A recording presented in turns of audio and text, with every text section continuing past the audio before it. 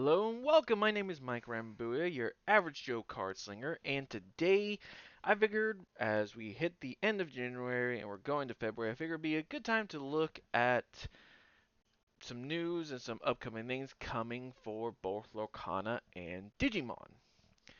A lot of exciting things are coming for both. I'm excited for it at least, and figure we'll just go through it as a way to kind of recap it, and then starting in February, we'll hit some more. We'll hit some EX08 decks, and I'll go through a few more Lorcana decks as well as talk about a few other fun things I have down the road. Well, first we'll start with Digimon, and luckily on Digimon's side, they kind of summed it all together to make this really easy to follow through.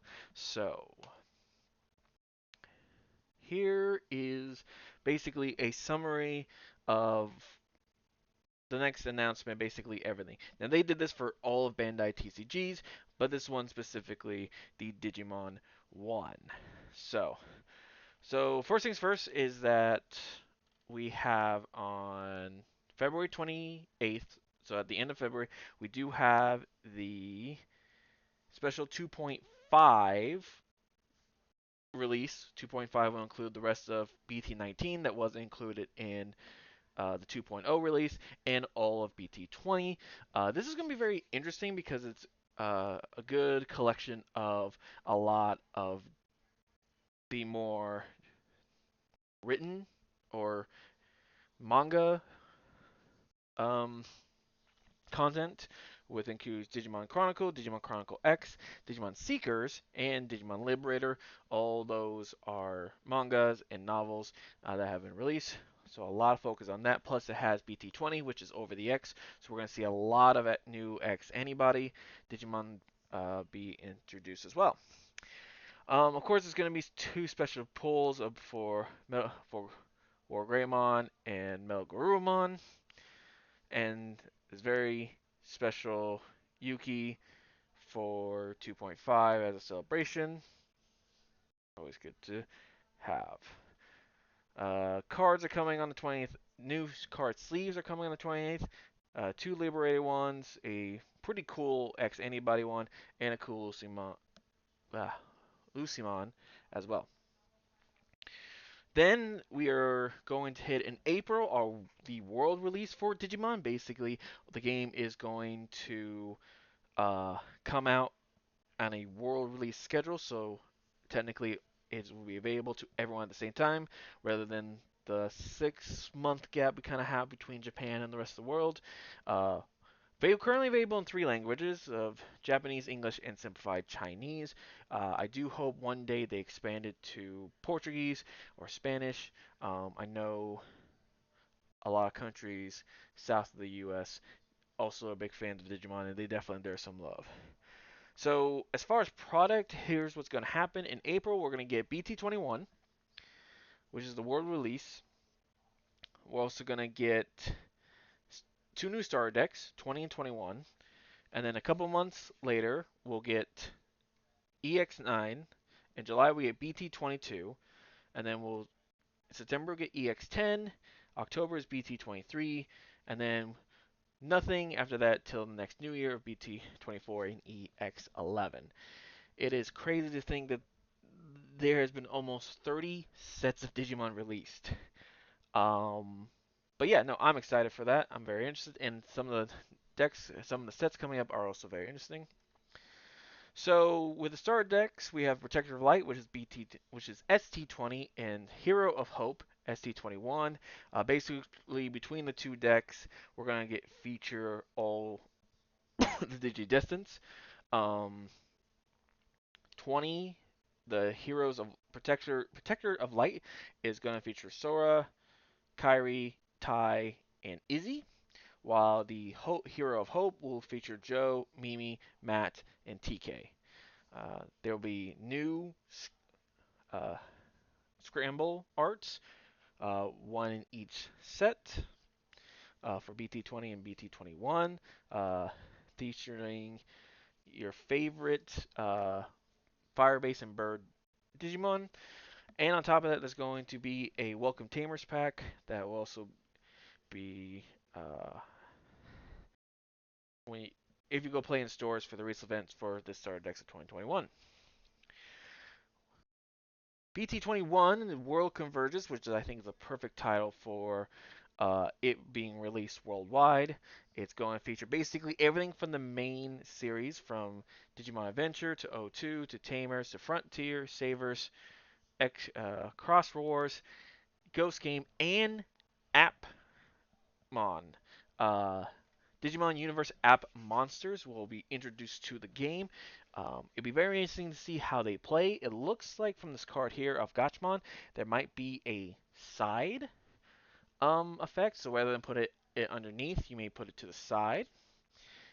It's going to be very interesting. I know a lot of people have been waiting for Appmon to come out or be included. This is a great opportunity for the game. I think 21 is going to be the great set to do that, so it should be very interesting. Um, it'll feature the two champions from Digimon Liberator. Hopefully by then we have the full evolution of this little guy. It also includes signed cards by some of the more popular illustrators of the book. The box purchase bonus pack has a lineup of 6 cards with new illustrations. So that's cool, and a new Omnimon will be pulled. After that, we go to EX9, which is Versus Monsters. It's going to feature cards with reverses that reference the LCD game. So the little virtual pets, the little brick designs are going to be put on the cards. So I have a feeling this set's very going to much feature Digimon that were featured in some of the original V pets. So that could be cool. Definitely will give some like Metal Mamimon and but so that's it. Metal Mamimon's really the only one that hasn't really been seen in recent sets. Virus Metal Greymon really hasn't been seen for a long time either. So that would be great to get another set with those Digimon there. Next is a set that I'm really excited about, Cyber Eden. It will be coming out in July, BT22. It's going to feature uh, characters from the Cyber Sleuth games. I'm hoping both the base game and the Hacker's Memory. I would really like to see Hoodie be included. I definitely was more. I really like Hacker's Memory a bit more than just straight Cyber Sleuth, but uh, also a great chance to introduce Hoodiemon, maybe some Tiger Vespamon support for Roll Base. So I'm really excited for that. Next is EX10 with Sinister Order. This is supposed to be a villain focused deck. So Black War Greymon, Myotismon, Devimon, um, all the villains from the series should be featured in that deck or in that set. So I'm personally excited for it. It would be very interesting to see what villains from across the series get included and what wild new crazy things, new cards we can see. After that, they talked a bit about competitively. World Championships is going to be on March 16th, and this will complete the 2024 season. And then as we get into the 2025 season, going to be a bit different. For North America, we'll two champion get two national finals. We'll get one in August, and then we'll get one in January, right before heading to the grand final in March. And the regional seasons are going to break up in two. Uh, a couple of things haven't changed. It'll be interesting to see. One kind of interesting thing that I have seen already is that Ultimate Cups are going to be handled very differently, I believe. It looks like Ultimate Cups and regionals may be happening on the same time, so you can get into one, maybe you get into the other. They're being more treated as live events. So I'm very interested to see what the 25-26 season brings. I can't say I do a lot of traveling for this game, so hopefully we still have a good number of online tournaments to do. I am participating in the last online Ultimate Cup for the 24 season on February 8th, so I will definitely be talking about that. And then this is a premier Bandai product. Uh, Billion Bullet. I'm very interested to see what that actually is. There with these ones down the road, there hasn't been much said. It's only going to be available through Premier Bandai, I believe.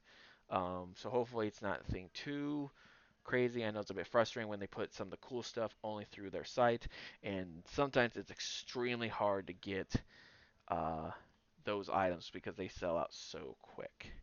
But that's pretty much it for Digimon. As we get closer to these release dates, we'll definitely be peeking at the cards. I'm super excited for that. Wallet wise, it's gonna hurt for a bit um, because the content is pretty much gonna be coming out at pretty regularly.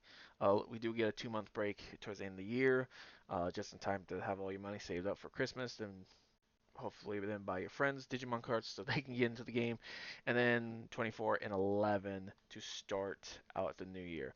But with what's been announced right now, I'm pretty excited to see what comes up. I'm interested to see any new mechanics. Really interested to see how these starter decks play. Um, really interested to see how the Atmon cards will definitely play as well. So that's what's going on for Digimon. If you, I'll put the link down below to this site. You can click here. You can get the announcement. The announcement should go through everything. So from all the Bandai card games, from um, Digimon to One Piece to Gundam, because that's also coming out this year. So if you're interested in the Bandai card games, that's the way to do it. So next we'll go into Lorcana. And Lorcana has a couple of fun sets coming. First, we have the Archery, Archhazaz Island. That's how I'm going to pronounce it until told otherwise. So this is coming in March. So my wallet's definitely going to be hurting during the spring. And so they haven't gotten too in deep. Their social media keeps saying they're going to talk more about uh, a new mechanic that's coming to Lorcana, and that is dual colored cards. I'm actually surprised that they are doing dual colors. Um, I'm interested to see how deck building would change, but as you can tell, they're gonna have the basic. Here's boosters. Always come out with two starter decks. They always come with Trove. There's also a Lilo gift set. The Lilo gift set's going to include a special Lilo card, and then 5 packs from Ursula's Return to As a Sea to Into the Inklands, and then a deck box, a storage box, and some dividers as well. So that should be fun. But yeah, so if you follow the Locona on Twitter, these are starter decks are going to introduce dual colors.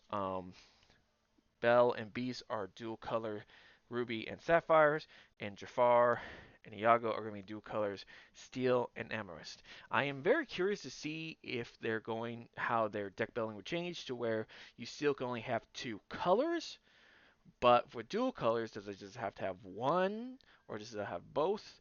It'll be interesting if they allow similar to like if you're familiar with Commander from Magic the Gathering, as long as the card has whatever color your commander has, even in the text, you can use it. So even if there's a steel card that's dual color and it's steel ruby, can I still use it in a steel amethyst deck? So that is what's coming in March for Lorcana. This seems to be more focused on some sidekicks. Uh, a couple of a couple of cards have been confirmed as Lady, cards from Lady and the Tramp and Bolt. Um, a lot of people are interested to see if Mushu is coming along. I think we're going to uh, get introduced to this owl character that one of the locations kind of preludes to that there's this owl character, so we may get a original character introduced to Lorcana. That would be pretty fun. But that's coming out in March.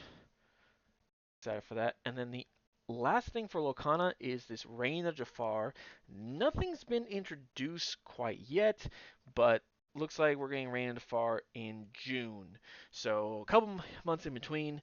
It'll be very interesting to see what Reign of Jafar brings. I do hope that Reign of Jafar does bring another Illuminator's Quest to where we can uh, battle against Jafar, similar to the Ursula's quest. So it'd be kind of interesting that every so often in the story of Lorcana, we have a big bad, and we get to fight the big bad uh, in some other different game styles. So that's what I'm hoping for. Nothing's really been talked about this.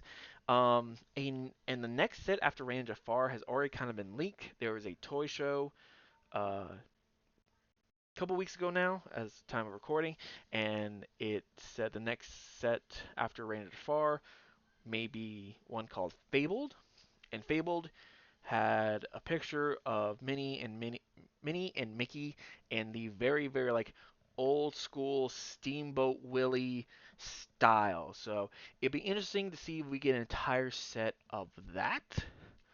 um, of that style of old school storytelling.